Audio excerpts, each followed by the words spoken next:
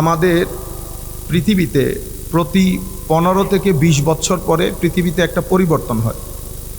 সেই পরিবর্তন আরও অনেক গাঢ় হয় যখন 30-40 বছর চলে যায়।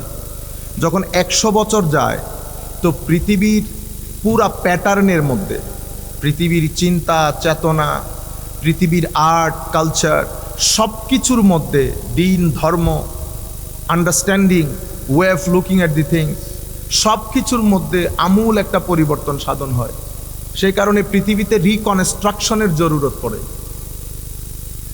এই কারণেই আল্লাহ যুগে যুগে বিভিন্ন নবী রসুল প্রেরণ করেছেন। নবী রসুল যেই মেসেজটা নিয়ে এসেছেন সেই মেসেজকে সর্বসাকুল্যে আমরা দিন বলি। দিন আমার শুধু নবী নিয়ে আসেন নাই, দিন এটা একটা কন্টিনিউয়াস ধারা, যেটা হযরত আদম আলাইহিস সালাম থেকে শুরু হয়েছে। আমার নবী সাল্লাল্লাহু আলাইহি ওয়াসাল্লামও একই দিন নিয়ে এসেছেন। দিনের সাথে যদি আপনি শুধু কবরকে সম্পৃক্ত করেন তাহলে তো রব্বানা আতিনা ফিদ দুনিয়া বাদ করে যাবে। এখানে আমাদের, আমি ভুল বলবো নাকি মিসআন্ডারস্ট্যান্ডিং বলবো আমরা জানি না, এই জায়গার মধ্যে হয়তো আমরা তরুণ প্রজন্মকে বোঝাতে ব্যর্থ হয়েছে। তার আগে আমি আপনাদেরকে পৃথিবীব্যাপী একেবারে সংক্ষিপ্ত আকারে আপনারা বোঝার জন্য একটা চিত্র বলি। তাইলে যুগে যুগে নবী রসুল প্রেরণ করেছেন একটা বড় পরিবর্তনকে সামনে রেখে, স্পেশালি আন্ডারস্ট্যান্ডিংয়ের ক্ষেত্রে, কালচারের ক্ষেত্রে, ধর্মের ক্ষেত্রে, সকল ক্ষেত্রে নবী রসুল এসে হাল ধরতেন সমাজের মধ্যে। ওই পরিবর্তনীয় পরিস্থিতিতে যা যা কিছু সংস্কার করা দরকার ওই সংস্কারটুকু করতেন। এরই ধারাবাহিকতায় আমার নবী সাল্লাল্লাহু আলাইহি ওয়াসাল্লাম এসেছেন। নবী সাল্লাল্লাহু আলাইহি ওয়াসাল্লামের পরে সাহাবায়ে কেরাম, তাবেঈন, তাবেউত তাবেঈন, পৃথিবীতে প্রায় 1200 বছর একেবারে অটোমান এম্পায়ারের পতনের আগ পর্যন্ত, 1100 বছর 1200 বছর এই সময়টা এবং এর পিছনের সময় রোমান এম্পায়ার থেকে শুরু করে এই সময়টাকে অনেক দার্শনিক এইজ অফ ফেইথ বলে, বিশ্বাসের যুগ। বুঝতে পেরেছেন? এরপরে অটোমান এম্পায়ারের পরে পৃথিবীতে, আপনারা কেউ কথা বলবেন স্পেশালি প্লিজ, এটা ভিডিওর লোকজন, আমার মাইন্ডসেটটা নষ্ট হয়ে গেলে ঝামেলায় পড়ে যাব। ওয়েস্টার্নাইজেশন অথবা এটাকে আপনি সেকুলারাইজেশন বলতে পারেন। আমরা এটাকে সেকুলারাইজেশন না বলি, কারণ সেকুলারাইজেশনের একটা বড় মিনিং আছে। আমরা ওয়েস্টার্নাইজেশন বলি। ওয়েস্টার্নাইজেশনের ক্ষেত্রে এটা একটা একেবারে কমন একটা জিনিস। উনি চাইবেন যে আমি তার মতো করে চিন্তা করি, সে যেভাবে জিনিসটা ইন্টারপ্রেট করতে চায় আমি ঠিক সেভাবে ইন্টারপ্রেট করি, কারণ সেই এখন পৃথিবীর সুপার পাওয়ার। তো পৃথিবীতে ওয়েস্টার্নাইজেশনটাও এন্ড অফ 16th সেঞ্চুরি শুরু হয়ে গেছে। যখন ওয়েস্টার্নাইজেশন শুরু হয়েছে তখন ধর্মের যে জায়গা বা ধর্মের যে গ্রিপ, এটা আস্তে আস্তে দুর্বল থেকে দুর্বলতর হতে গিয়েছে। অনেক লম্বা কথা। ওয়েস্টার্নাইজেশনের এই প্রসেসকে বাস্তবায়নের জন্য স্বাভাবিকভাবে পৃথিবীর যে 4টা মৌলিক ডাইমেনশন আমাদের জীবনে, যেমন জ্ঞান একটা বড় বিষয়। তো জ্ঞান, এই জ্ঞান থেকে ধর্মের স্পেসটাকে, গ্রিপটাকে কি করা হয়েছে, লিমিটেড করা হয়েছে, অথবা এটাকে একটু ভ্যালিউলেস অথবা লেস।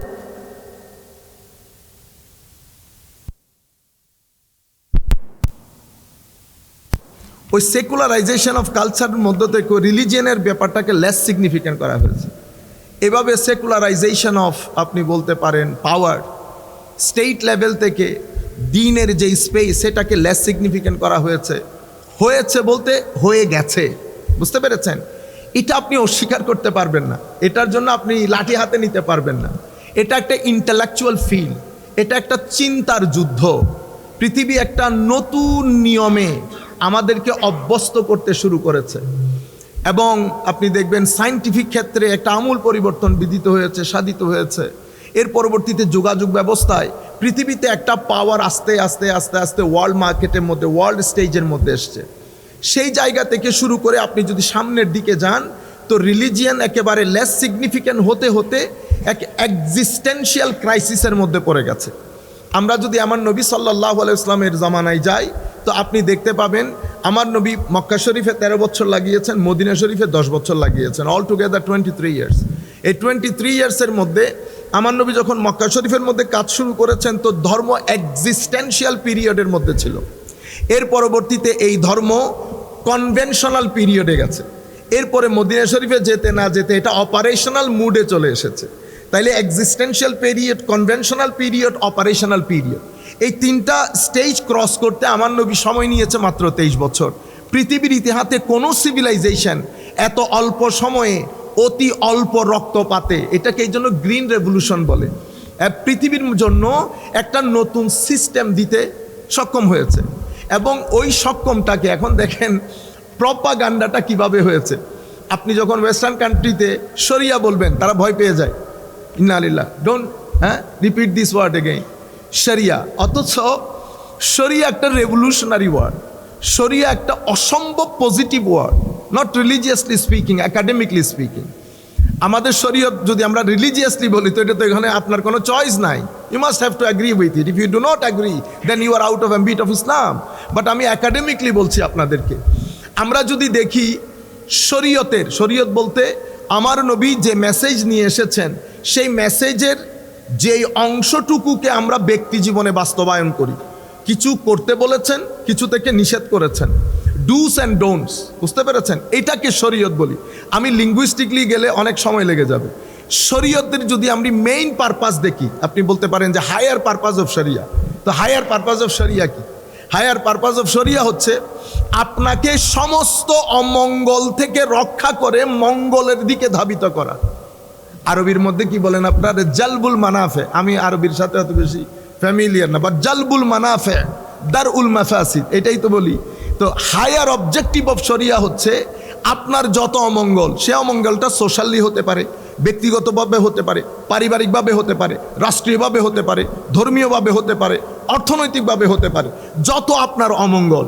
সেই কারণে আমার নবী সমস্ত অমঙ্গলের কবর রচনা করেছেন কোথায়? বিদায় হজ্জের ভাষণে।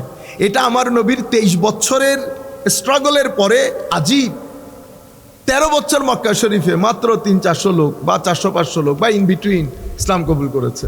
কিন্তু যেই মদিনা শরীফ এসছেন 10 বছর, 10 বছরের মদিনা শরীফে যখন ঢুকেছেন, it was 12,000 square feet of Medina.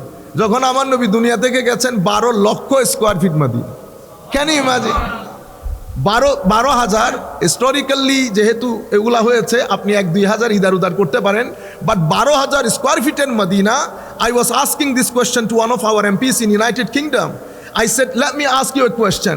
That hypothesis, আপনি মনে করেন আপনারা যেটাকে মধ্যযুগ বলেন, আমরা সবাই বলি মধ্যযুগীয় কায়দায়, এটা হচ্ছে ওয়েস্টার্ন ওয়ার্ল্ডের একটা শব্দ ডিয়া মারার জন্য, আমাদের চিটাঙ্গা ভাষায় বলে ডিয়া মারার জন্য, মানে আপনাকে কোনোই মারার জন্য। মধ্যযুগীয় আমার নবী যে রেভলিউশন তৈরি করেছেন, আমি মধ্যযুগীয় আপনাদেরকে বুঝাই।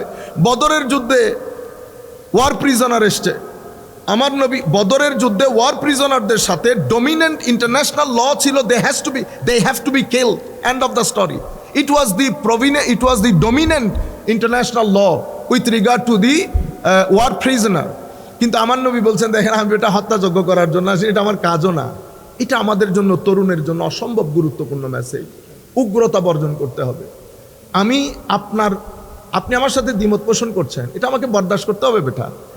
আপনি কেমনে মনে করলেন আমি সব জায়গায় আমার এমপি মহোদয় আমার সব কথার সাথে যদি একমত পোষণ করে, হয়তো উনি সম্মানের কারণে, মহব্বতের কারণে করবেন, কিন্তু দুই ব্রেইন কখনো একই বিষয়ে একমত পোষণ করতে পারে না। আপনার রেশনাল এবিলিটি, আমার রেশনাল এবিলিটি এক ধরনের না। কথা বিভিন্ন জায়গায় চলে যাচ্ছে, আমি চাইতেছি না গুছাইতে, কারণ মাইন্ডসেট 3 প্রকার। হয় আপনি পারসেপটিভ, নয় আপনি কনসেপটিভ, নয় আপনি ইমোশনাল। পারসেপটিভ মাইন্ডসেট ওরা intellectual, doctor, engineer, lawyer, professor. এদেরকে যদি আপনি খেলতে দেন গাড়ি একটা, এ খেলবে পরে খুলবে আগে। এখন বাবা দিছে মায়ের বেটা তোমার জন্য এত টাকা দিই কিনে, আপনি মেরে লাভ নাই। ওর ভিতরের ডিভাইস ভিন্ন, ও খেলার আগে খুলে দেখতে চাইবে, because he is going to be an intellectual. বুঝতে পেরেছেন? তার যে মেমোরি রেট এটা অনেক হাই, সে পারসেপটিভ। এরপরে আপনার এখানে কনসেপটিভ মাইন্ডসেট আছে। কনসেপটিভ মাইন্ডসেটের লোক অনেক প্র্যাকটিক্যাল হয়।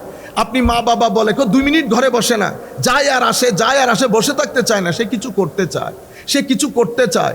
আপনি যদি তার জন্য এনভায়রনমেন্ট দিতে না পারেন, তাই আপনি আপনার জাতির কনসেপটিভ মাইন্ডসেটকে ধূলিসাৎ করে দিয়েছেন। তখন অন্য জাতি কি করে? তখন অন্য জাতি নিজের দেশের মধ্যে নিজের দেশের মধ্যে পরিস্থিতি ঠিক করে আপনার ব্রেইনগুলোকে ড্রেন করে নিয়ে যায়, আপনার ব্রেইনগুলোকে ড্রেন করে নিয়ে যায়। কেন? কারণ কনসেপটিভ মাইন্ডসেট, পারসেপটিভ মাইন্ডসেটকে, পারসেপটিভ মাইন্ডসেটের জন্য রিসার্চ দরকার, রিসার্চের জন্য পয়সা দরকার। আমাদের বড় শুধু আমরা রাষ্ট্রের তো একটা ক্ষমতা আছে, রাষ্ট্র তো সব কিছু করতে পারবে না।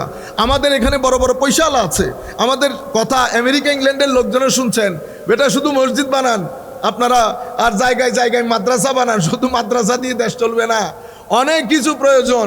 আপনারা যারা specially from America, United kingdom, US, UK, Scandinavian countries, আপনাদেরকে বলবো ঢাকা ইউনিভার্সিটিতে, বুয়েটে, কুয়েটে টাকা পাঠান, আমাদের কনসেপটিভ মাইন্ডসেটের ছেলেপুলে যেন রিসার্চ করতে পারে। কারণ আমি যদি তাকে মাইন্ডসেট দিয়েছেন কে? আল্লাহ। কেন দিয়েছেন? আপনার রাষ্ট্রকে যেই জায়গাগুলোতে তার কন্ট্রিবিউট করা দরকার সেই জায়গাগুলোতে সে আসতে হবে, আমি গেলে হবে না। এখন ওই জায়গায় প্ল্যাটফর্মটা তৈরি করার দায়িত্ব আমার। আমি যেমন ইটের রাস্তাকে পাকা করব, ঠিক তেমনভাবে কনসেপটিভ মাইন্ডসেটের লোকের জন্য একটা এনভায়রনমেন্ট তৈরি করা, দিস ইজ মাই রেসপন্সিবিলিটি। এখন আমি যদি ওই রেসপন্সিবিলিটি দিতে না পারি, পৃথিবী তো দাঁড়িয়ে থাকবে না। পৃথিবী অক্সফোর্ড খুলে বসে আছে, পৃথিবী ক্যামব্রিজ খুলে বসে আছে, পৃথিবী আরও অনেক MIT, আরও অনেক ধরনের ইউনিভার্সিটি খুলে বসে আছে। পৃথিবী কি করবে?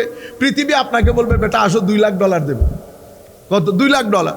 আপনাকে 20,000 টাকা এখানে কেউ দেয় নাই, গনেও নাই কেউ, আপনাকে $2 লাখ দিয়ে নিয়ে গেছে, 10 বছর রিসার্চ করিয়েছে, আপনার ব্রেনটাকে খাইয়ে সে বলে এবার আমার দেশের মধ্যে তুমি মোস করো, কোনো অসুবিধা নাই। কিন্তু নেক্সট 200 ইয়ার্সের জন্য তার লিডারশিপ সে কনফার্ম করে নিয়েছে। কিসের মাধ্যমে? ব্রেইনের মাধ্যমে। বাহুবল দিয়ে লিডারশিপ হয় না, লিডারশিপ ব্রেইন দিয়ে হয়, কনসেপটিভ মাইন্ডসেট। তাইলে আমি এই রিয়ালিস্টিক লোকগুলোর জন্য কিছু করতে পারি নাই। ইমোশনাল মাইন্ডসেট, 3 ধরনের মাইন্ডসেট। যাই হোক, তো আমি বলতে চাচ্ছি আমার নবী সাল্লাল্লাহু আলাইহি ওয়াসাল্লাম ইন্টারন্যাশনাল ল মেরে ফেলো। আমার নবী বলছেন বেটা আমি মারদাঙ্গা হাঙ্গামা করার জন্য আসি নাই। হায় হায়, বলেন এদের মধ্যে জিজ্ঞাসা করো, কারণ আমার নবীর স্টেটের কাছে অত টাকা পয়সাও নেই যে এদেরকে জেলে দিব। তো জেলে দিলে তো খাওয়াইতে হবে। গুলাম যদি করেন, গুলাম তো আমার নবী শব্দে রাখছে গুলাম, মানে this was just in word that you are slave, but in letter and spirit he is not a slave. Why? কারণ আমার নবী বলছেন যাহা খাবে তাহা খাওয়াইতে হবে, যাহা পড়বে তাহা পড়তে হবে। তো in letter and spirit you are no more slave, that name a slave. আমার নবী এটা অ্যাবলিশও করতে পারছেন না, কারণ স্টেজের কাছে অত ফাইন্যান্সিয়াল সলভেন্সি নাই। কিন্তু আমার নবী তাদের জন্য একটা কোয়ালিটি লাইফ এনশিওর করতে চাচ্ছে। কি করেছেন আমার নবী? তোমাদের মধ্যে কেউ লেখাপড়া জানে এমন আছে? তো কেউ কেউ হাত তুলেছে, এদিকে আসো, তোমরা আমার মদিনা শরীফের 10টা ছেলেকে অক্ষর জ্ঞান দিলে তুমি মুক্ত। Can you imagine? This is the first literacy movement in the world. এটাই পৃথিবীতে কোন বছরে কি কি আপনাকে বুদ্ধি পরামর্শ দিচ্ছেন এবং আপনার ভবিষ্যৎ পরিকল্পনা আপনার বাস্তবায়নের জন্য। সেই উম্মত যদি 1400 বছর আগে পরে এসে সেই উম্মতের শিক্ষা রেট যদি 20% হয়, আমার নবী কি খুশি হবে? দেখেন বেটা, ওই সুবহানাল্লাহ আলহামদুলিল্লাহ দরুদ শরীফ পড়ছেন, নবী সুন্নত হয়েছে, সওয়াব হয়েছে, কিন্তু আমার নবী শুধু এটা দেওয়ার জন্য আসেন নাই। আপনি পুরো বিষয়টা, ফিলোসফিটা গ্রহণ করেন। এর পরবর্তীতে এখন সবার কাছে তো ওই জিনিসটা নাই। আচ্ছা কেউ কেউ তো টাকা পয়সা আছে, কিছু একটা টাকা পয়সা দিলে আমি বাকিগুলার খরচ বরচ রক্ষা করতে পারবো। তোমাদের মধ্যে কেউ 4,000 দিরহাম দিতে পারবে, 2-3 জনে হাত তুলছে, ওইটা দাও তুমি মুক্ত। বাকিগুলারে আমার নবী হায় হায় চাচ্ছেন মোটিভেট করার জন্য। আমি মানুষ হত্যা করার জন্য আসি না, এটা আমার মোটো না, এটা আমার মোটিভ না, অবজেক্টিভ না। তো আমি আপনাদেরকে যে জিনিসটা বোঝাতে চাচ্ছি, এই অবস্থার মধ্যে নিয়ে গিয়ে আমার নবী মাত্র 450, অর্থাৎ মক্কা শরীফ মদিনা শরীফের 10 বছরে 87টা ছোট বড় যুদ্ধ হয়। সেই যুদ্ধের মধ্যে কয়জন মানুষ মারা যায়? আমি আমার এমপি সাহেবকে জিজ্ঞেস করেছেন, বড় বড় প্রভাবশালী এমপি ছিলেন, but he was an honest man. তো ও বলতেছে আই গট নো আইডিয়া। আল্লাহ জাস্ট ইমাজিন করেন না, আপনারা মধ্যযুগ বলেন না, মধ্যযুগীয় কায়দায়। তো আমি মধ্যযুগের হিস্ট্রি বলছি। এখন আমার নবী মধ্যযুগে আইনের ক্ষেত্রে কি পরিমাণ সংশোধন এনেছেন। আপনি বলছেন মধ্যযুগীয় বর্বরীয় কায়দায়, কি বর্বর কায়দায়? হাত কাটতে বলেছেন, শরিয়া বললে হাত কাটানি মাথায় আসে কেন? আমার কারণে, আমার কারণে। আপনি দাড়ি টুপি পরে রাস্তার মধ্যে নিয়ে, যেমন আমি not to criticise anybody, just to convey this message to my brother. আমার এক ভাইকে, যিনি ওয়াজ তকরির করেন, ঠিক আছে, ওনাকে পুলিশ স্টপ করেছে, যে কোনো কারণে পুলিশ স্টপ করতে পারে। কিন্তু আপনি যদি চোখ বড় করে এমনি এমনি করে বলেন হ্যাঁ দেখে নিব, বাজ দিয়ে মার দিব, তো শরিয়া বলতে আমি বুঝতেছি স্টোনিং। এখন শরিয়ার ডেমনস্ট্রেশন আমাকে দেখেছে, তো ইন্টারন্যাশনাল ওয়ার্ল্ড কি করেছে, এটারে তালগুল পাকিয়ে প্রপাগান্ডা বানিয়েছে, দিস ইজ শরিয়া and this is the demonstration of শরিয়া। এখন আপনি বিহেভিয়ারটা দেখাইতে পারলেন না, আপনি পুলিশকে বলা দরকার ছিল ভাই আমার কোনো দোষ আছে, যাই হোক আপনি আইনের লোক, করলে করেন, কোনো অসুবিধা নেই। এখন আপনি যে বিহেভিয়ার দেখিয়েছেন, আমি আমার ভাইকে অনুরোধ করব আপনি অনলাইনে একবার সরি বলে দেন। এই বিহেভিয়ারটা কারো কাম্য না, যেই হোক, আমি হলে আমার জন্য কাম্য না। পজিটিভ চিন্তা করেন। আর জাতি আমাদের দিকে তাকিয়ে আছে, সব জায়গায় দাঙ্গা হাঙ্গামা, এই দাঙ্গা হাঙ্গামা দিয়ে আপনি জাতিকে ফ্রাস্ট্রেটেড করবেন, ডিপ্রেসড করবেন, মেন্টালি অ্যানশাস করবেন, কিন্তু জাতিকে রক্ষা করতে পারবেন না। আমার নবী সাল্লাল্লাহু আলাইহি ওয়াসাল্লাম দেখেন এই টোটাল কাজকর্ম করে 13 বছর আমার নবী এই হজ করতে যান। হজের মধ্যে আরাফার ময়দানে আমার নবী বিদায় হজ্জের ভাষণ দেন। হায় হায় হায়, কই 300-400 সাহাবি, কই এখানে বিদায় হজ্জের ভাষণে লক্ষাধিক সাহাবি। আমি যখন এমপি মহোদয়কে বললাম যে 10 বছরের 87টা ছোট বড় যুদ্ধে ফ্রম বোথ পার্টিস মাত্র 400 থেকে 500 জন মানুষ হত্যা হয়েছে, আমাকে বলছে are you right? I said I am right, I am not crazy. তো ওরা একটা কথা বলে, আর ইউ ক্রেজি? মানে এতটা যুদ্ধের মধ্যে আপনারা বর্বর যুগ বলতেছেন না, সেজন্য বর্বর যুগের কথা বলছি। যে 400-500 মানুষ আপনি হত্যা করেছেন, সেটা এই সভ্যতার যুগে এসে কিছুদিন আগে আপনি এর চেয়ে বেশি মানুষ হত্যা করেছেন। আপনারা বুঝতে পেরেছেন কেন? কারণ আমার নবী এই জায়গাটা চান নাই। আচ্ছা, বিদায় হজ্জের ভাষণে এসছেন, আমার নবীর অ্যাড্রেস দেখেন, ইয়া আইয়ুহান নাস, হে মানুষ। মুসলমানদেরকে বলছে না, আমার নবী পৃথিবীকে একটা নতুন ওয়ার্ল্ড অর্ডার দিয়েছেন। It's a new world order announce by the holy prophet সাল্লাল্লাহু আলাইহি ওয়াসাল্লাম। আচ্ছা, অ্যানাউন্সটা কিভাবে দেখেন বেটা? আজকে থেকে আমার নবী বলছেন, আজকে থেকে সমাজের মধ্যে ভ্যালিডিটি এবং অ্যাপ্রিসিয়েশন স্কিন বেসড হবে না। Skin based, no matter who you are, what is your skin colour, which country you belong to, African, European, Arabian, doesn't matter. Even you are an African slave, but আপনার মধ্যে যদি অন্তরের মধ্যে god awareness থাকে, god awareness. God awareness কাকে বলে? God awareness হচ্ছে ডুস করেন আর ডোন্টস করেন, প্রত্যেকটা জায়গায় আপনার ভিতরে এই বিষয়টা থাকবে যে এটার জন্য আমাকে আল্লাহর দরবারে জবাবদিহিতা নিশ্চিত করতে হবে। এটাকে গড অ্যাওয়ারনেস বলে। যেই ব্যক্তির ভিতরে এই গড অ্যাওয়ারনেস আছে, আমার স্টেটের মধ্যে সেই ব্যক্তি সবচেয়ে সম্মানিত। Even he is an African slave, no matter. আপনারা বুঝতে পেরেছেন? এই জায়গার মধ্যে স্কিন বেস যে আইডেন্টিটি আমাদের মধ্যে কিন্তু এখনো রয়ে গেছে। আপনি বলবেন হুজুর না আমরা তো মুসলমান। এই কিছুদিন আগে এক ভদ্রলোক আমাকে বলছেন, আপনাদের জনাব ট্রাম্প সাহেব অনেক রুট। আহলাম নানা ভুল বলেছেন, এর চেয়ে বেশি রুট আপনার সমাজের চৌধুরী সাহেব, যার কাছে টাকা পয়সা আছে। আমরা যাদের কাছে কিছুটা, আমি আমার কথা বলি, আমরা যারা হুজুর এখন আমরা তো অনেক বড় এলিট, সবার সাথে কথা বলি না, পয়সাওয়ালা না হলে হাতও ধরি না। বুঝতে পেরেছেন? এটা কিসের কারণে? আমার কাছে সর্বোচ্চ 2 কোটি টাকা আছে, হয়তো 2-4 জন মানুষ আমাকে চিনে। আপনি সে একটা মহাদেশের প্রেসিডেন্ট, যার এক প্রান্ত থেকে আরেক প্রান্তে যেতে ফ্লাইট নিয়ে গেলে, মানে জেএফকে থেকে যদি আপনি ক্যালিফোর্নিয়া যান 8 ঘন্টা সফর করতে হয় ফ্লাইটে, আর আপনি জেএফকে যদি হিথ্রো আসেন তো 7.5 ঘন্টায় আসতে পারবেন।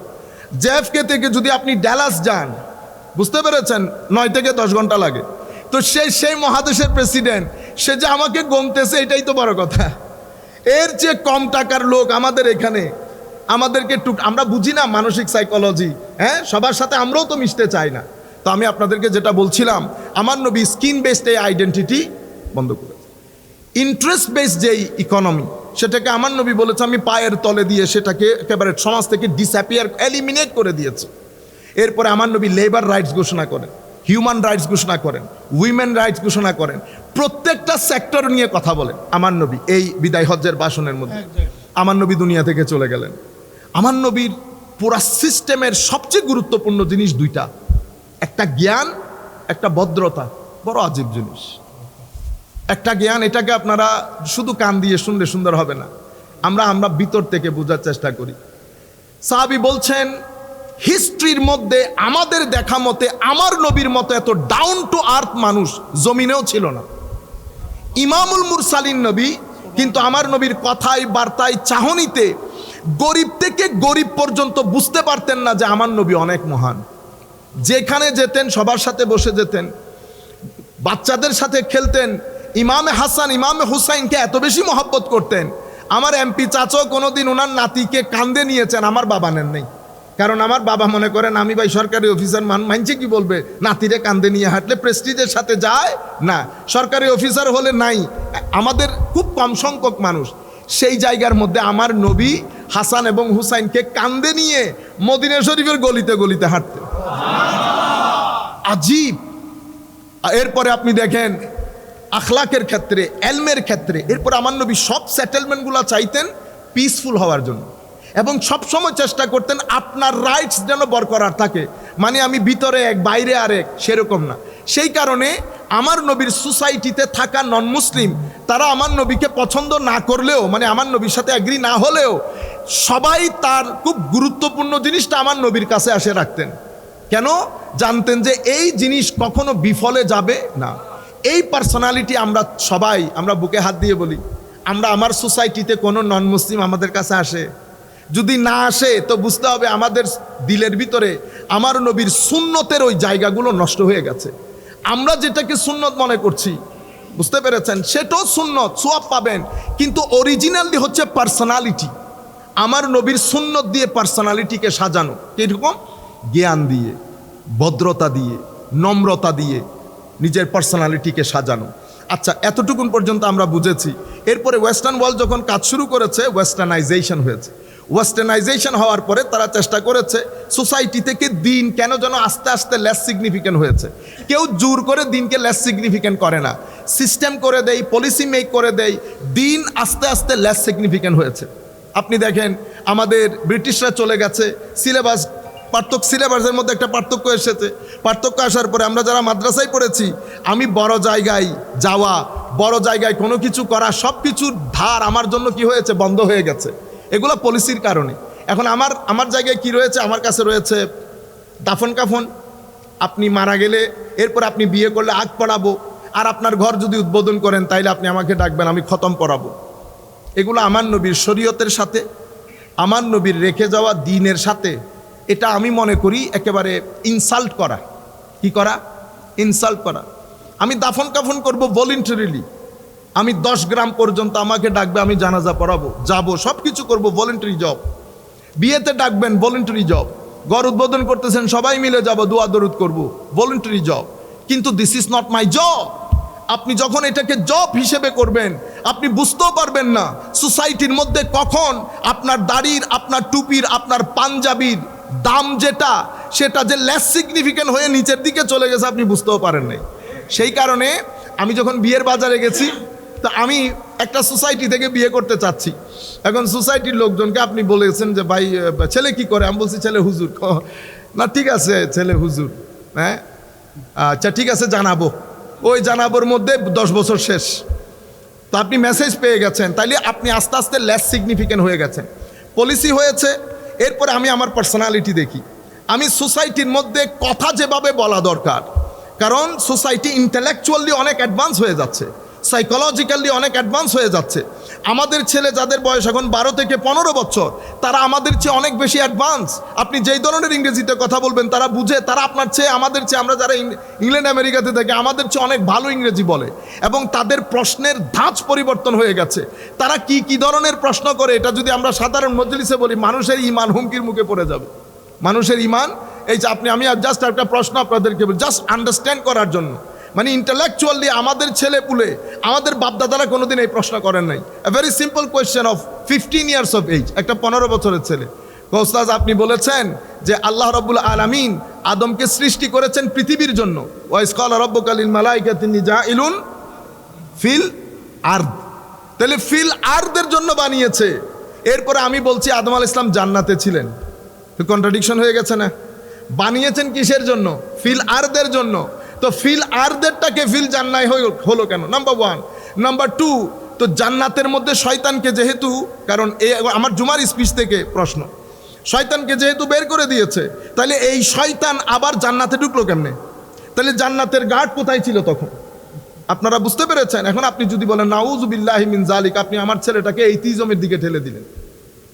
হ্যাঁ, এগুলা হচ্ছে ইন্টেলেকচুয়াল ডেভেলপমেন্ট, এবং সামনের প্রশ্নগুলো আরও খতরনাক হবে। এগুলা হচ্ছে সোসাইটির মধ্যে এই যে যারা কনসেপটিভ মাইন্ডসেটের লোক, পারসেপটিভ মাইন্ডসেটের লোক, তাদের ইন্টেলেকচুয়াল ডেভেলপমেন্ট হয়েছে। আপনি সিম্পল খাওয়া দাওয়ার ক্ষেত্রে যদি যান, আমার ছেলেকে জিজ্ঞেস করেন কি খাবেন, একেবারে আমাদের চট্টগ্রামের গৌগ্রামেও যদি গিয়ে জিজ্ঞেস করে, সে বলবে চিকেন ফ্রাই খাবো। আপনি তাকে পিঠা বলেন, খাবে না। তো পিঠা আমার জিনিস, আর চিকেন ফ্রাই ওয়েস্টার্নাইজড। আপনি যদি তাকে বলেন পিজা, সে খাবে, বার্গার খাবে। আপনি তাকে চিতল পিঠা খাইতে বলেন বা আপনারা কি কি পিঠা বানান খাইতে বলেন, খাবে না। তাইলে অটোমেটিক্যালি আপনি আপনার জানা না জানা সব কিছুর মধ্য দিয়ে আপনার ঘরে থেকে কোন মুহূর্তে সে ওয়েস্টার্ন হয়ে গেছে আপনি বুঝেনও নেই। আপনি বুঝতে পেরেছেন? আচ্ছা, এর পরবর্তীতে দেখেন ওয়েস্টার্নাইজড হতে হতে হায় হায় এখানে যে সমস্যাটা এখন দাঁড়িয়েছে সেটা হচ্ছে, ধরুন আমি আমেরিকা এবং ইংল্যান্ড এই দুই দেশের কথা বলি।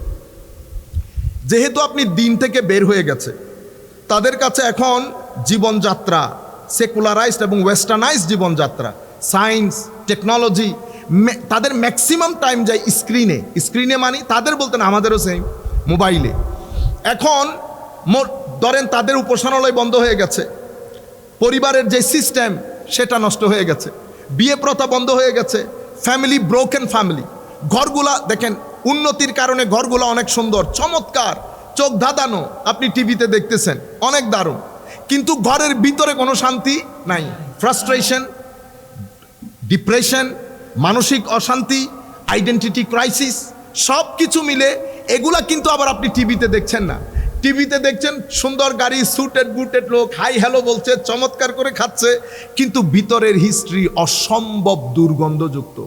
আমরা এখন যখন কথা বলতেছি, কথা তো শুরুও করি নাই, এতক্ষণের মধ্যে ইংল্যান্ড আমেরিকাতে মিনিমাম 20 জন ছেলে আত্মহত্যা করেছে। How many people? At least 20 people committed suicide in this 20 minutes. আপনারা দেখেন না, হঠাৎ করে আমেরিকাতে ঘর থেকে বের হয়ে ছেলেটা 20 জনকে গুলি করে, কিছুদিন আগে আমাদের পুলিশ অফিসার মেরে ফেলেছে। রাস্তার মধ্যে মেয়েকে দিয়ে, আপনি বিশ্বাস করবেন, আমার মেয়েকে স্কুলে ঢুকিয়ে আল্লাহ খায়রু হাফিজাহু ওয়া আরহামহু, আল্লাহ তোমার হাতে তুলে দিলাম। কারণ আমি ঘরে যাইতে যাইতে কোন দুর্ঘটনা ঘটায় ক্যান নট গ্যারেন্টি। এটা আমি বলতেছি পৃথিবীর সবচেয়ে সভ্য দুনিয়ার কথা। তাইলে কোন জায়গায় সমস্যাটা হয়েছে? সমস্যাটা হয়েছে আপনি দিনকে বাদ দিয়ে সোসাইটির মধ্যে কিছু ক্রাইম হয়েছে। ক্রাইমের মধ্যে ফ্যামিলি ব্রোকেন, ছেলে জানে না তার মা কোথায় থাকে, তার বাবা কোথায় থাকে। মাঝে মধ্যে দেখা হয় প্রতিবেশীর যে কনসেপ্ট, সেটা তো অনেক আগে এলিমিনেট হয়ে গেছে। এর পরবর্তীতে আপনার টোটাল টাইমটা স্ক্রিনের মধ্যে চলে গেছে। আপনি হয়ে গেছেন ইনডোর জেনারেশন। কি জেনারেশন? Indoor generation. আল্লাহ সূর্য বানিয়েছেন to make you outdoor generation. আপনি সারাদিন ফুটবল খেলেছেন, গায়ের রং কালো হয়ে গেছে। রং কালো হয়েছে ঠিক, আপনার গায়ের ভিতরে কিছু ডিমান্ড আল্লাহ রেখেছেন যা সূর্যের আলো ফুলফিল করে। এখন আধুনিক সায়েন্টিস্টরা বলছে, আপনি যদি ডেলি 1 ঘন্টা সূর্যের আলোর নিচে থাকেন সকালবেলা এবং বিকালবেলা, তো আপনার ভিতরে ডিপ্রেশন 60% কি হয়ে যাবে, অটোমেটিক্যালি দূর হয়ে যাবে। এমন আমি হয়ে গেছি ইনডোর জেনারেশন। ইনডোর জেনারেশন, একজনের সাথে একজনের কানেক্টিভিটি নাই, ইমান নাই, মসজিদ নাই, নামাজ নাই, রোজা নাই, ধর্ম নাই, বা আপনি যেই ধর্ম পালন করেন নাই। As a result of this society আমাদের এই জায়গার মধ্যে এসে তাহলে ডিপ্রেশন একটা বড় সমস্যা হয়ে দাঁড়িয়েছে। এখন আপনি মনে করতে পারেন, হুজুর এগুলা তো ইংল্যান্ড আমেরিকাতে হয়েছে, আমাদের এখানে তো হয় নাই। না, আপনি ভুল করেছেন। বাংলাদেশের হেন কোনো গ্রাম নাই যেই গ্রামের মধ্যে অন্তত 10 জন ডিপ্রেসড বাচ্চা নাই, অন্তত 10 জন অটিস্টিক বাচ্চা নাই। এবং সেই রেট যদি কমে যেত তাইলে একটা কথা, সেই রেট বাড়ছে। এখন তরুণ প্রজন্ম, আমাদের দায়িত্ব কি? তারা এখন যেই লাইন দিয়ে হাঁটছে সেই লাইন তাদেরকে ডিপ্রেশনের দিকে নিয়ে যাবে। কেন ডিপ্রেশন আসে, তারা ডিপ্রেসড হচ্ছেও বা কেন, মনে রাখবেন সেটার আগে আপনি দ্বীনের কনসেপ্ট বোঝা বড় জরুরি, এবাদতের কনসেপ্ট বোঝা জরুরি। আমি যে বলেছি আপনাদেরকে খৌফ এবং জো, খৌফ এবং জো। খৌফ মানি ভয়, খৌফ মানি ভয়, জু মানি খিদা। মানুষের জীবনে 2টি জিনিসের মানুষ নিশ্চিত করতে চায়। একটা হচ্ছে আমার পরিবারের জন্য খাদ্য সরবরাহ, যেন আমার পরিবার খাদ্য সংকটে না পড়ে।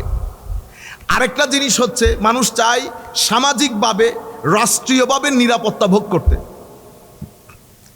ক্ষুধা এবং নিরাপত্তা এটা একটা আরেকটার সাথে অঙ্গাঙ্গিভাবে জড়িত।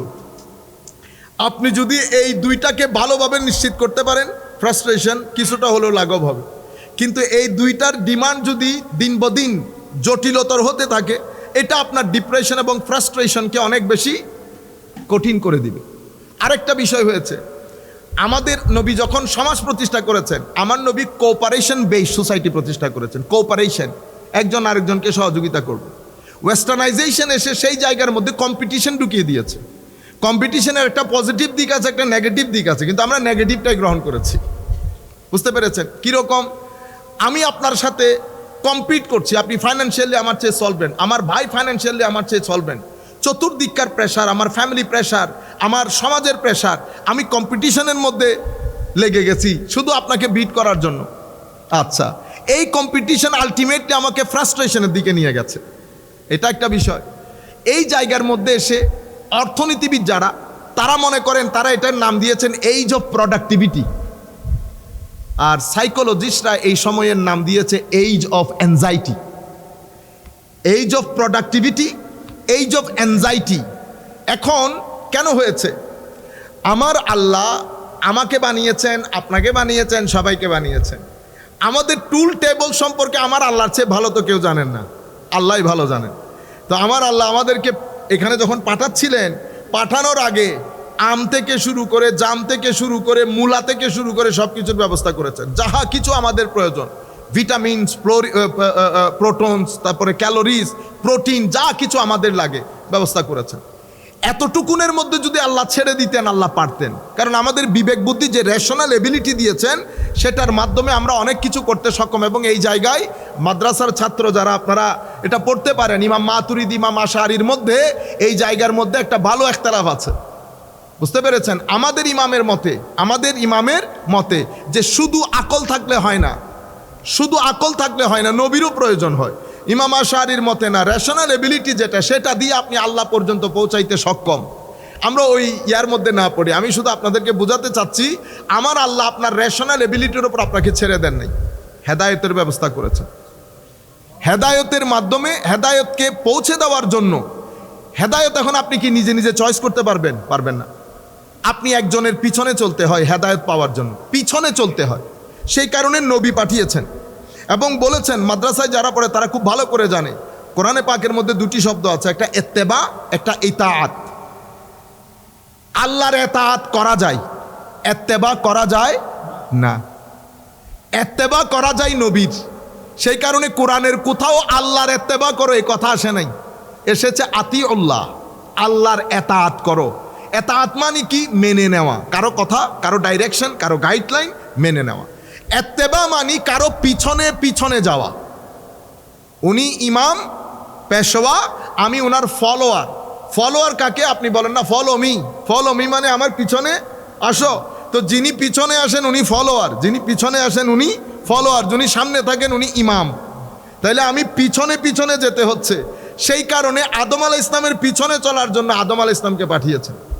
আদম আলাইহিস ইসলাম যে বিষয়টা নিয়ে এসেছেন, সেটার প্যাকেজ নেম হচ্ছে দ্বীন। আমি কিছু বিষয় জমিয়তুল ফালাহর বক্তব্যের মধ্যে আপনাদের, আমরা জানি না আপনারা শুনেছেন কিনা, সেই জায়গার মধ্যে আমি বলার চেষ্টা করেছি যে দ্বীনের কনসেপ্টটা আমার ছেলেকে বুঝাইতে হবে, নতুবা সে ডিপ্রেশন মুক্ত হবে না। দ্বীনের টোটাল কনসেপ্ট হচ্ছে, আপনি যদি the whole idea of Din is all about death. Death মানে ঋণ, আপনি ঋণী। দাইন, দিয়ানা, দাইনুনা, মাদিনা, তামাদ্দুন, সব কিছু এই লফজে দ্বীন থেকে, দ্বীনের রুট ওয়ার্ড আছে দানা, সব কিছু এই জায়গা থেকে এসেছে। তো দ্বীনের অনেক অর্থের মধ্যে রেলেভেন্ট অর্থ হচ্ছে আপনি you are indebted to your creator, আপনি আপনার আল্লাহর কাছে ঋণী। কিভাবে ঋণী? কেন ঋণী? কারণ আমার আল্লাহ আপনাকে চোখ দিয়েছেন, বিবেক দিয়েছেন, কান দিয়েছেন, সব কিছু দিয়েছেন, সেই হেতু আপনি আল্লাহর কাছে ঋণী। তো আমার আল্লাহ কি করেছেন? এই ঋণটাকে ফেরত নেওয়ার জন্য আরেকটা দিবসের ব্যবস্থা করেছেন, সেটা হচ্ছে ঋণ ফেরতের দিবস। এটাকে আমরা, আপনারা বলি ইয়ৌমুল হিসাব, ডে অফ অ্যাকাউন্টেবিলিটি। তো এই ডে অফ অ্যাকাউন্টেবিলিটির মধ্যে কিসের হিসাব হবে? আপনার টাকা পয়সার হিসাব নিবে না, আপনাকে জিজ্ঞেস করবে, আমি যাহা কিছু আপনাকে দিয়েছি, তোমাকে দিয়েছি বান্দা, আমি হিসাব চাই।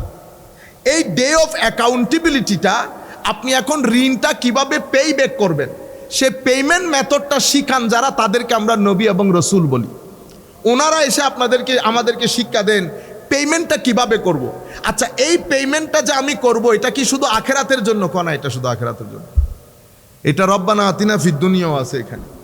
আপনি পে ব্যাক করতে গেলে আপনাকে নবীর পিছনে চলতে হয়।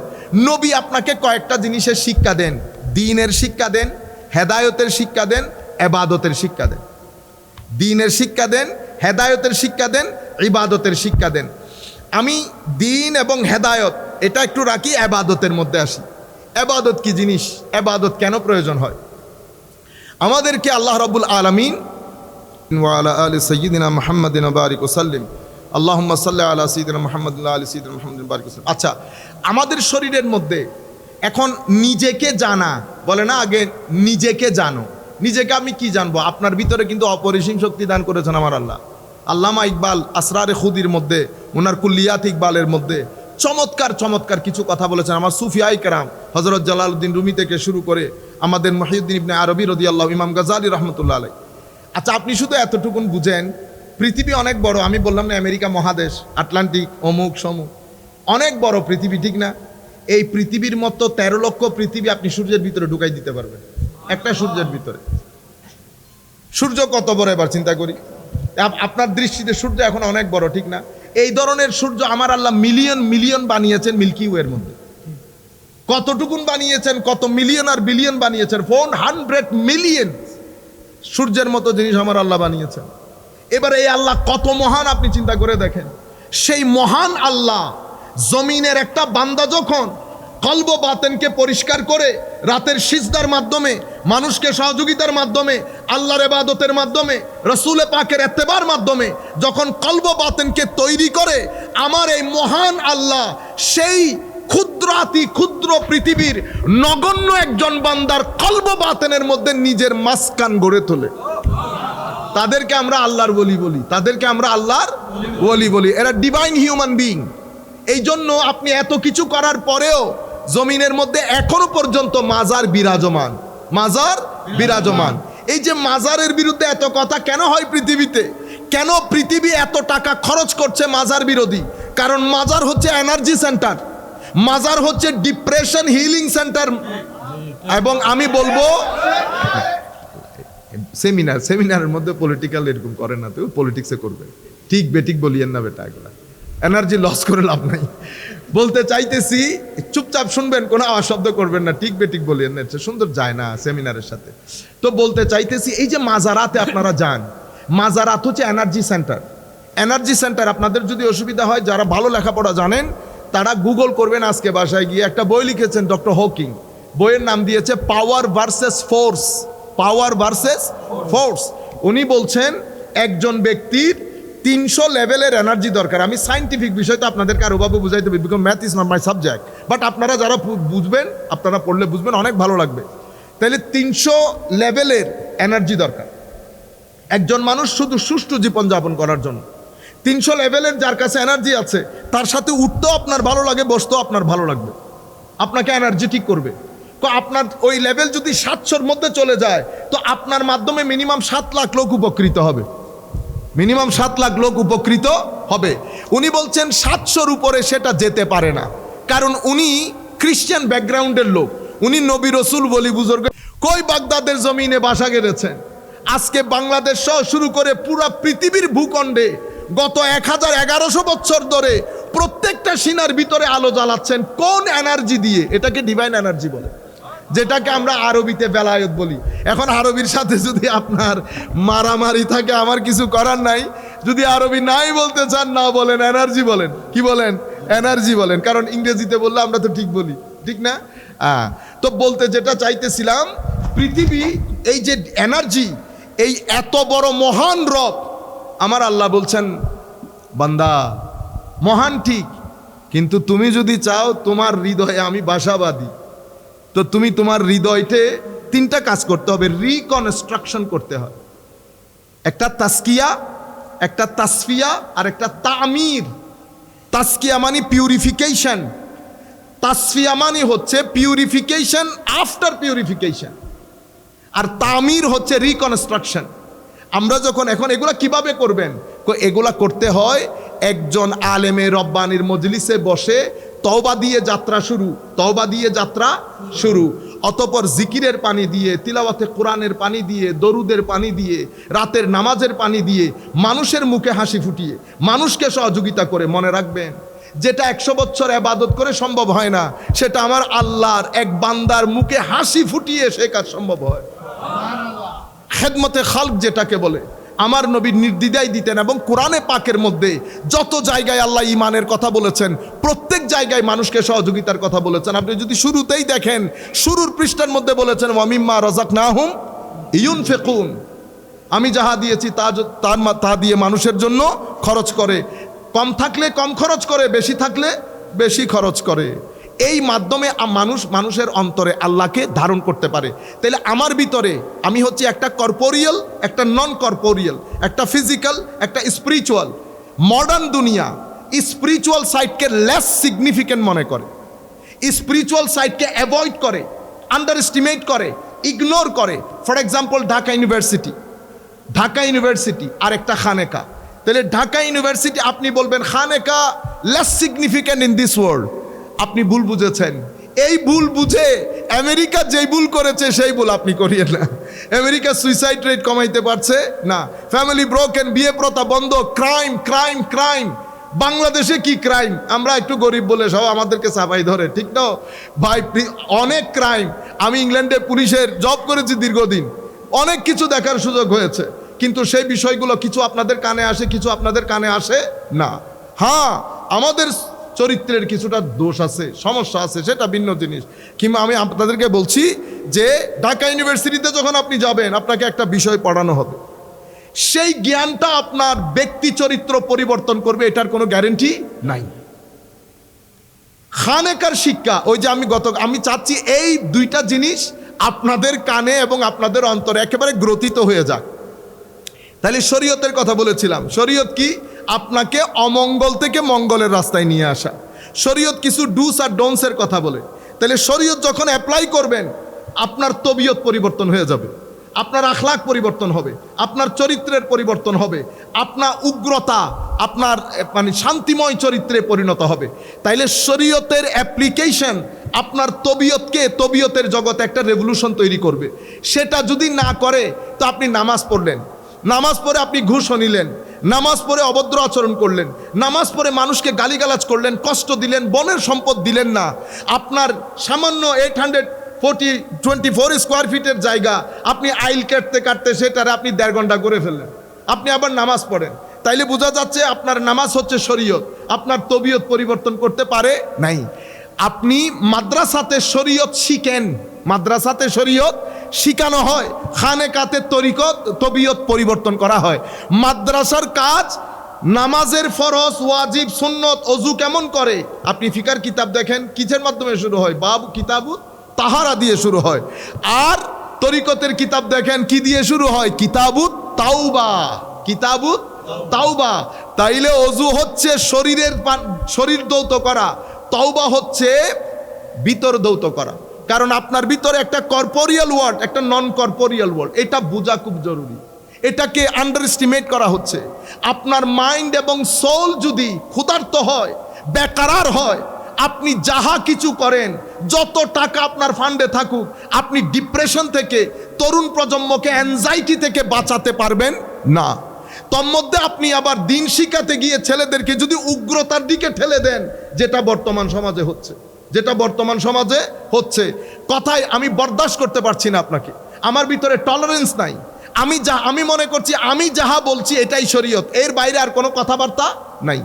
নুরুল ইসলাম ফারুকী রহমতুল্লাহ আলাইহির সাথে যেই ব্যক্তি যারাই কাজ করেছে, তাদের সাথে সমস্যা কোথায় ছিল? মতের সমস্যা, মতের অমিল। তো আপনি যখন মতের অমিলের লক্ষ্যে সিনাই উঠে জবাই করে দিবেন, তো সোসাইটিতে কখনো আপনি দিন প্রতিষ্ঠা করতে পারবেন না। কেন? কারণ মানুষের কাছে আপনি পৌঁছিয়ে দিয়েছেন মেসেজ, ন্যাশনাল ইন্টারন্যাশনাল ওয়ার্ল্ডের কাছে, কে দিন মানি, if you agree salute, if you don't agree just see you in the hell. বুঝতে পেরেছেন? তাহলে তো আপনি শরীয়তের সাথে আপনার উগ্রতা মিক্স করে মানুষকে জানিয়ে দিয়েছেন। আপনি দেখেন হাইয়ার অবজেক্টিভ অফ শরিয়া কি? হাইয়ার অবজেক্টিভ অফ শরিয়া হচ্ছে আপনার দ্বীনের স্বাধীনতা, এনশোর করা, ঠিক না? দিন আপনার ধর্মের স্বাধীনতা এনশোর করা শরীয়তের প্রথম এবং ফান্ডামেন্টাল অবজেক্টিভ। দিনের স্বাধীনতা, এটাকে বলে হেফজুল আদিয়ান বা হেফজুদ্দিন। হেফজুদ্দিন আপনার সোসাইটির মধ্যে কাউকে আপনি আপনার দিন গ্রহণ করতে ফোর্স করতে পারবেন না। লা ইকরাহা ফিদ্দিন, very much straight cut principle of Quran. আচ্ছা, এর পরবর্তীতে আপনি শরীয়তের সেকেন্ড যদি দেখেন হায়ার অবজেক্টিভ কি, হায়ার অবজেক্টিভ হচ্ছে আপনার জীবন রক্ষা করা। তাইলে আপনার জীবন রক্ষা, আপনার দিন রক্ষা, আপনার নসল, আপনার বংশের পবিত্রতা রক্ষা, বংশের পবিত্রতা রক্ষা, এই মেসেজ দিয়ে কি দিন ক্ষান্ত হয়েছে? না, দিন আপনার জন্য বিয়ের একটা সুন্দর ব্যবস্থা নির্ধারণ করেছে। কিভাবে বিয়ে করবেন, কিভাবে করবেন না, কাকে করতে পারবেন, কাকে করতে পারবেন না, চমৎকার একটা দিক নির্দেশনা দিয়েছে। কেন? কারণ দিন চায় আপনার বংশের পবিত্রতা রক্ষা হোক, আপনার মালের রক্ষণাবেক্ষণ হোক, আপনার জানের রক্ষণাবেক্ষণ হোক। এই তাবৎ জিনিসগুলো হচ্ছে দ্বীনের অবজেক্টিভ। এত সুমহান জিনিস যেই শরীয়ত দেয়, আপনি সেই শরীয়তকে এইভাবে আন্ডার এস্টিমেট করেছেন। আপনি শরীয়তকে মানুষের সামনে প্রপাগ্যান্ডার আইটেম করেছেন নিজের কথাবার্তা এবং উগ্রতার মাধ্যমে। কাজে ছেলেপুলেদেরকে, আমাদের যারা ভাইয়েরা আছেন, বয়সে কম আছেন, আমরা প্রথমে একটা কাজ করি, আমরা উগ্রতাটা ছেড়ে দিই, নামাজমুখী হই এবং সোসাইটিকে রিড করি। তরুণ প্রজন্মের অনেক সহযোগিতা প্রয়োজন। তারা ৩-৪ জায়গা থেকে অনেক হুমকির সম্মুখীন। বড় হুমকি হচ্ছে অশ্লীলতা। আপনি সারাদিন যখন স্ক্রিনে থাকবেন, স্ক্রিনে কি করে আমাদের ছেলেরা? আপনি এই অশ্লীল যেই সোসাইটির মধ্যে অশ্লীলতা থাকবে, সেই সোসাইটির মধ্যে অস্থিরতা থাকবে। এই জন্য আমার নবী প্রথম দিকে একদম অশ্লীলতার গোড়া কেটে দিয়েছেন আমার নবী। কেন? কারণ অশ্লীলতা ঢুকলেই অস্থিরতা ঢুকবে, আর আপনি অস্থির হলে সোসাইটিকে কখনো শান্তিপূর্ণ একটা অবস্থানে নিয়ে যেতে পারবেন না। এই জন্য আমার নবী আমি ভিত্তিক সোসাইটি করে নাই, আমরা সোসাইটি করেছে। আমরা, it is not I base society, it is we base society. আমার মা, বাবা, ভাই, বন্ধু, কাজেন সবাই মিলে আমরা। আপনি এখন মানে তাইলে ইসলামিক সোসাইটি হচ্ছে উই বেস, ওয়েস্টার্ন সোসাইটি হচ্ছে আই বেস। উই বেস সোসাইটির মধ্যে cooperation based, I base society competition based. We base সোসাইটির মধ্যে স্থিরতা থাকে, আই বেস সোসাইটির মধ্যে স্থিরতা থাকে না। এই জন্য উই বেস সোসাইটিতে ক্রাইম কন্ট্রোলে রাখা যায়, আই বেস সোসাইটিতে ক্রাইম কন্ট্রোলে রাখা যায় না। আর ক্রাইম যখন কন্ট্রোলে রাখা যাবে না, সোসাইটির যারা তরুণ প্রজন্ম তারা ফ্রাস্ট্রেটেড হবে। ফ্রাস্ট্রেশন এক সময় তাকে ডিপ্রেশনের দিকে নিয়ে যাবে। অন দ্য টপ যদি অশ্লীলতা থাকে, ডিপ্রেশনের চাকা আরও জোরে ঘোরে।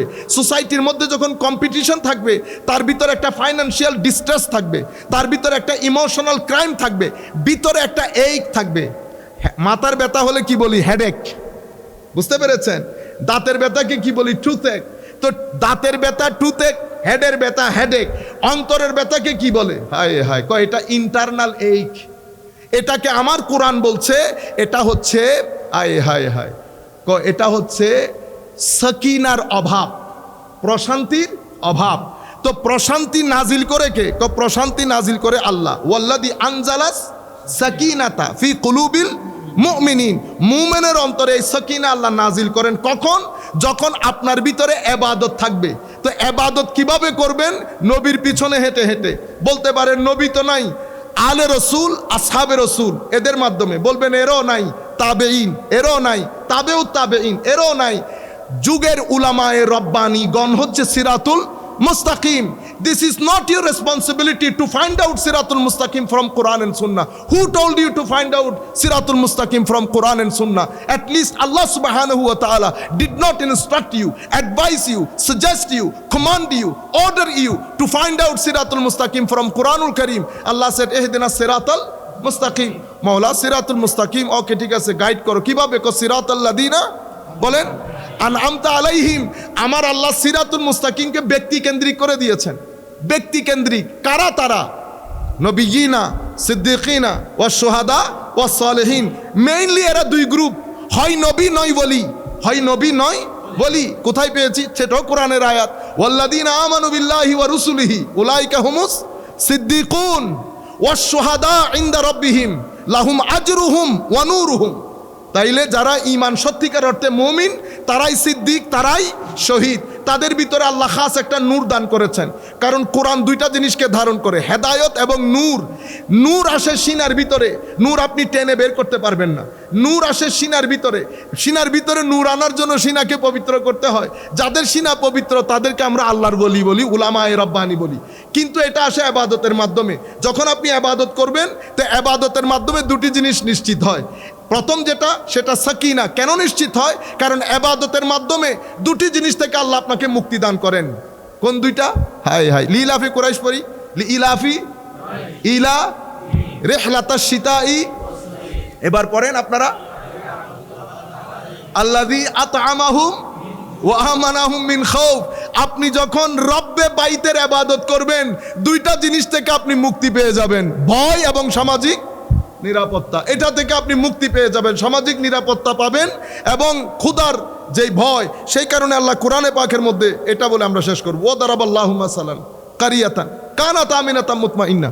আসো তোমাদেরকে একটা গ্রামের, একটা দেশের কাহিনী শোনাই, একটা এক্সাম্পল দিচ্ছি। আমার আল্লাহ বলছেন এই গ্রামটা, এই শহরটা, এই দেশটা কানাত আমিনাতাম মুতমাইন্না, এটা নিরাপদ ছিল এবং প্রশান্তিময় ছিল। তো মানুষ কি করেছে? মানুষ আস্তে আস্তে ধর্মটাকে লেস সিগনিফিকেন্ট করে ফেলেছে, ওয়েস্টার্নাইজ করেছে। ফাকাফারাত বিআনউমিল্লাহ। তারা যে আল্লাহ যে তাদেরকে নিয়ামত দান করেছেন, জীবন দান করেছেন, পানি দান করেছেন, চোখ দান করেছেন, তারা আল্লাহকে ভুলে যেতে শুরু করেছে। They become ungrateful to almighty Allah. ফাকাফারাত বিআনউমিল্লাহ। আল্লাহর সুন্নত হচ্ছে আপনি যখন আনগ্রেটফুল হবেন, আমার আল্লাহ কি করেন? নিয়ামত তুলে ফেলেন। ফাকাফারাত বিআনউমিল্লাহ। তো আল্লাহ পরিবর্তে আপনাকে কি দিয়েছেন? ফাআযাকাহাল্লাহু লিবাস, আচ্ছা, ইয়াতিহা রিজকুহা রাগাদান মিন কুল্লি মাকান। চতুর্দিক থেকে বন্যার পানির মতো আপনার ওই দেশের মধ্যে কি ঢুকতো? রিজিক ঢুকতো, খেজুরের রিজিক, ফল ফ্রুট, হায় হায়, কোনো অভাব ছিল না। ফাকাফারাত বিআনউমিল্লাহ ফাআযাকাহাল্লাহু লিবাসাল জু।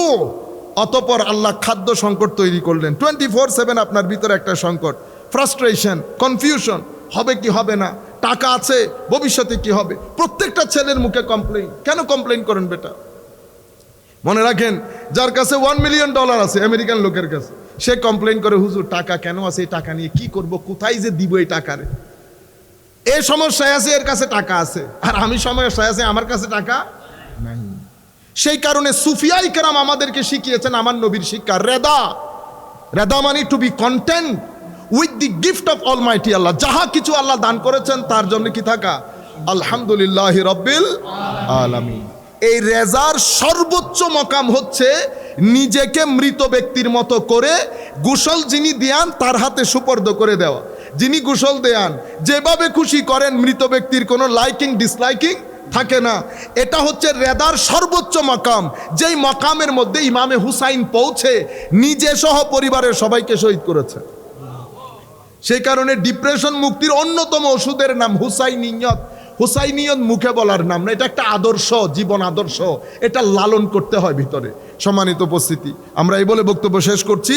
লিবাস আল খৌফি লিবাস আল জুই ওয়াল খৌফ বিমা কানু ইয়াসনাউন। মনে রাখবেন আখেরি মেসেজ, আমার আল্লাহ একটা ডিভাইন সিস্টেম আছে। আপনি আমার আল্লাহকে মহব্বত করবেন, আমার আল্লাহ আপনাকে মহব্বত করবে। আমার আল্লাহ যে আপনাকে মহব্বত করবে সেটা আপনি কেমনে বুঝবেন? এই খৌফ এবং জু, এই দুইটা জিনিস থেকে মুক্ত থাকবেন। কিন্তু আপনি যদি আমার আল্লাহকে মহব্বত না করেন, আমার আল্লাহ আপনাকে মহব্বত করবেন না। আল্লাহর মহব্বত থেকে যদি বঞ্চিত হন, তো জু এবং খৌফ, এই দুইটা চাদরে আল্লাহ আপনাকে আবৃত করবে। সোসাইটি ডিপ্রেসড হবে, সোসাইটির মধ্যে ক্যাওস লাগবে, মাইন্ড রেস্টলেস হবে। সুতরাং আসেন আমরা বিতর্কে গুরুত্ব দেই। আমাদের ছেলেদেরকে বলছি বিতর্কে গুরুত্ব দেওয়া। পাঞ্জেগানা নামাজের ব্যবস্থা আমার আল্লাহ এই জন্য করেছেন, এটা আপনার কবরের জন্য না, এটা আপনার দুনিয়ার জীবনের জন্য। আপনি যখন রুকুতে যাবেন, সিজদাতে যাবেন, আপনার ভিতরের যে নেগেটিভ এনার্জি, এগুলো পরিপূর্ণরূপে বের হয়ে ইন্টারনালি আপনাকে হিলিং দিয়ে দেয়। সুবহান রাব্বিয়াল আলা। আপনি যখন রুকুতে যাবেন, আপনি যখন আল্লাহু আকবার দেখবেন, ভিতর থেকে কি যেন একটা বের হয়ে যাচ্ছে। যাহা বের হয় তাহা নেগেটিভ এনার্জি, যাহা ঢুকে তাহা পজিটিভ এনার্জি, যেটা আপনার ভিতরে জীবন সঞ্চার করে। অনেক ধন্যবাদ, আপনারা এই এত দীর্ঘ সময় বসে আমাদের বক্তব্য শুনেছেন। আল্লাহ রাব্বুল আলামিন আপনাদেরকে জাযায়ে খায়ের দান করুক। আমাদের এমপি মহোদয় বক্তব্য রাখবেন সংক্ষিপ্ত, এর পরবর্তীতে আমরা নামাজে চলে যাবো ইনশাআল্লাহ।